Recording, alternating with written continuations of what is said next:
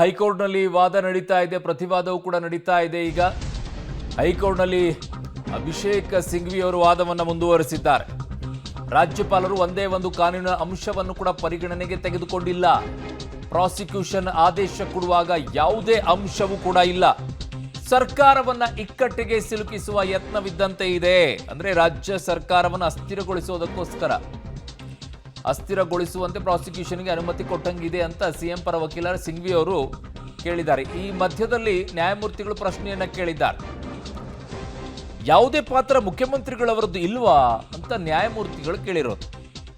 ಇಲ್ಲ, ಇದುವರೆಗೂ ಯಾವುದೇ ಪಾತ್ರದ ಬಗ್ಗೆ ಮಾಹಿತಿಯೇ ಇಲ್ಲ, ಯಾವುದೇ ಪಾತ್ರವನ್ನು ಕೂಡ ಇವರು ಹೊಂದಿಲ್ಲ ಅಂತ ಅಭಿಷೇಕ್ ಸಿಂಘ್ವಿ ಅವರು ಹೇಳ್ತಾ ಇರೋದು. ವಾದವನ್ನ ಆಲಿಸ್ತಾ ಇದ್ದಾರೆ ಮಾನ್ಯ ನ್ಯಾಯಮೂರ್ತಿಗಳು. ಯಾವುದೇ ಪಾತ್ರ ಮುಖ್ಯಮಂತ್ರಿಗಳದ್ದು ಇಲ್ವಾ ಅಂತ ನ್ಯಾಯಮೂರ್ತಿಗಳು ಕೇಳಿದಾಗ, ಇಲ್ಲ, ಇದುವರೆಗೂ ಯಾವುದೇ ಪಾತ್ರದ ಬಗ್ಗೆ ಮಾಹಿತಿಯೇ ಇಲ್ಲ, ಯಾವುದೇ ಪಾತ್ರವನ್ನು ಕೂಡ ಇವರು ಹೊಂದಿಲ್ಲ ಈ ಪ್ರಕರಣದಲ್ಲಿ ಅಂತ ಸಿಂಘ್ವಿ ಅವರು ನ್ಯಾಯಮೂರ್ತಿಗಳಿಗೆ ಹೇಳ್ತಾ ಇದ್ದಾರೆ. ಸರ್ಕಾರದ ಪರವಾಗಿ ಪ್ರತ್ಯಕ್ಷವಾಗಿ ಪರೋಕ್ಷವಾಗಿ ಯಾವುದೇ ಪ್ರಭಾವವನ್ನು ಮಾಡಿಲ್ಲ, ಪ್ರಭಾವ ಬೀರಿದ್ದಾರೆ ಅನ್ನೋದಕ್ಕೆ ಯಾವುದೇ ಸಾಕ್ಷ್ಯಗಳು ಇಲ್ಲ ಅನ್ನುವಂಥದ್ದನ್ನ ಸಿಂಘ್ವಿ ಅವರು ಮನವರಿಕೆ ಮಾಡಿಕೊಡುವಂತ ಪ್ರಯತ್ನವನ್ನ ಮಾಡ್ತಾ ಇದ್ದಾರೆ ನ್ಯಾಯಮೂರ್ತಿಗಳಿಗೆ. ವಾದವನ್ನ ಆಲಿಸ್ತಾ ಇದ್ದಾರೆ ಈಗ ನ್ಯಾಯಮೂರ್ತಿಗಳಾದಂತಹ ನಾಗಪ್ರಸನ್ನ ಅವರು. ಸರ್ಕಾರದ ಪರವಾಗಿ ಪ್ರತ್ಯಕ್ಷವಾಗಿ ಪರೋಕ್ಷವಾಗಿ ಯಾವುದೇ ಪ್ರಭಾವವನ್ನು ಮಾಡಿಲ್ಲ, ಪ್ರಭಾವ ಬೀರಿದ್ದಾರೆ ಅನ್ನೋದಕ್ಕೆ ಯಾವುದೇ ಸಾಕ್ಷ್ಯಗಳು ಕೂಡ ಇಲ್ಲ ಅನ್ನುವಂಥದ್ದನ್ನ ಯಾಕೆ ಮಾತನ್ನ ಹೇಳ್ತಾ ಇದ್ದಾರೆ ಅಂತಂದ್ರೆ, ಯಾವುದೇ ಪಾತ್ರ ಮುಖ್ಯಮಂತ್ರಿಗಳದ್ದಿಲ್ವಾ ಅಂತ ಕೇಳಿದಾಗ ಈ ಉತ್ತರವನ್ನ ವಾದದಲ್ಲಿ ಹೇಳ್ತಾ ಹೋಗ್ತಾ ಇದ್ದಾರೆ. ನನ್ನ ಸಹೋದ್ಯೋಗಿ ನರಸಿಂಹಮೂರ್ತಿ ಇದ್ದಾರೆ. ನರಸಿಂಹಮೂರ್ತಿ, ಏನಾಗ್ತಾ ಇದೆ, ಏನೆಲ್ಲ ಅಪ್ಡೇಟ್ಸ್ಗಳಿದೆ ಈಗ?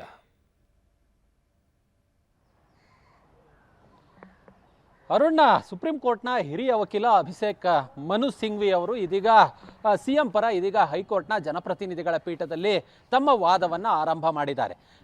ರಾಜ್ಯಪಾಲರ ವಿಶೇಷ ಕಾರ್ಯದರ್ಶಿಯ ಪರವಾಗಿ additional solicitor general Tushar Mehta ಇವರು ಕೂಡ ಹಾಜರಾಗಿದ್ದರು. ಅವರು ವಿಡಿಯೋ ಕಾನ್ಫರೆನ್ಸ್ ಮುಖಾಂತರ ಹಾಜರಾಗಿ ಇವತ್ತು ಅಂದರೆ ಮುಖ್ಯಮಂತ್ರಿಗಳು ಸಲ್ಲಿಸಿರ್ತಕ್ಕಂತಹ ರಿಟ್ ಅರ್ಜಿಯ ಕಾಪಿ ನಮ್ಗೆ ಇವತ್ತು ಬೆಳಗ್ಗೆ ಸಿಕ್ಕಿದೆ, ಹೀಗಾಗಿ ನಮಗೆ ಅವಕಾಶವನ್ನು ಕೊಡಬೇಕು, ವಿಚಾರಣೆಯನ್ನು ನಾಳೆಗೆ ಮುಂದೂಡಬೇಕು ಅನ್ನೋ ನಿಟ್ಟಿನಲ್ಲಿ ಮನವಿಯನ್ನು ಮಾಡಿದ್ರು. ಆದರೆ ಇದಕ್ಕೆ ಅಭಿಷೇಕ್ ಮನು ಸಿಂಘ್ವಿ ಸಿಎಂ ಪರ ವಕೀಲರು ಆಕ್ಷೇಪವನ್ನು ವ್ಯಕ್ತಪಡಿಸಿದ್ರು. ಇಲ್ಲ, ಅವ್ರಿಗೆ ಅರ್ಜಿ ಇವತ್ತು ಸಿಕ್ಕಿದೆ ಅನ್ನೋ ಮಾತ್ರಕ್ಕೆ ನಮ್ಮ ವಾದವನ್ನು ಕೇಳಬಾರ್ದು ಅಂತೇನಿಲ್ಲ, ನಾಳೆ ಸಿಟಿ ಸಿವಿಲ್ ಕೋರ್ಟ್ನ ಜನಪ್ರತಿನಿಧಿಗಳ ಕೋರ್ಟ್ನಲ್ಲಿ ಇದರ ವಿಚಾರವಾಗಿ ಆದೇಶ ಬಾಕಿ ಇದೆ, ಹೀಗಾಗಿ ನೀವು ನಮ್ಮ ವಾದವನ್ನು ಆಲಿಸಬೇಕು ಅನ್ನೋ ನಿಟ್ಟಿನಲ್ಲಿ ಇದೀಗ ಅಭಿಷೇಕ್ ಮನು ಸಿಂಘ್ವಿ ಸುದೀರ್ಘವಾಗಿ ತಮ್ಮ ವಾದವನ್ನು ಪ್ರಾರಂಭ ಮಾಡಿದ್ದಾರೆ. ಇಲ್ಲಿ ಯಾವಾಗ ಇವ್ರ ಮೇಲೆ ಪ್ರಾಸಿಕ್ಯೂಷನ್ಗೆ ಅನುಮತಿಯನ್ನು ಕೊಡಬೇಕು ಅನ್ನೋ ನಿಟ್ಟಿನಲ್ಲಿ ಖಾಸಗಿ ದೂರನ್ನು ರಾಜ್ಯಪಾಲರಿಗೆ ಸಲ್ಲಿಕೆಯನ್ನು ಮಾಡಲಾಯಿತು, ಆ ದೂರು ಸಲ್ಲಿಕೆಯಾದಂತಹ ಕೂಡಲೇ ಸಿಎಂಗೆ ಶೋಕಾಸ್ ನೋಟಿಸನ್ನು ಕೊಟ್ಟಿದ್ದಾರೆ. ಅದಾದ ಬಳಿಕ ಸಚಿವ ಸಂಪುಟ ಸಭೆಯನ್ನು ನಡೆಸಿ ನಿರ್ಣಯವನ್ನು ಕೈಗೊಳ್ಳಲಾಗಿದೆ. ಸುಮಾರು 200 ಪುಟಗಳಷ್ಟು ನಿರ್ಣಯ ಇದೆ. ಆ 200 ಪುಟಗಳಲ್ಲಿನ ಅಂಶಗಳನ್ನು ರಾಜ್ಯಪಾಲರು ಗಣನೆಗೆ ತೆಗೆದುಕೊಂಡಿಲ್ಲ. ಎಲ್ಲೋ ಒಂದು ಕಡೆ ಇವರು ಏಕಾಏಕಿ ಕೇವಲ 2 ಪುಟಗಳಲ್ಲಿ ಇದೀಗ ಪ್ರಾಸಿಕ್ಯೂಷನ್ಗೆ ಅನುಮತಿಯನ್ನು ಹೊರಡಿಸಿದ್ದಾರೆ. ಅವರು ಪ್ರಾಸಿಕ್ಯೂಷನ್ಗೆ ಗವರ್ನರ್ ಕೊಟ್ಟಿರೋದು ಎಲ್ಲೋ ಒಂದು ಕಡೆ ರಾಜಕೀಯ ಅಸ್ಥಿರತೆಯಿಂದ ಸರ್ಕಾರವನ್ನು ಅಸ್ಥಿರಗೊಳಿಸಬೇಕು ಅನ್ನೋ ನಿಟ್ಟಿನಲ್ಲಿ ಕೊಟ್ಟಿರುವಂತೆ ಕಾಣಿಸ್ತಿದೆ.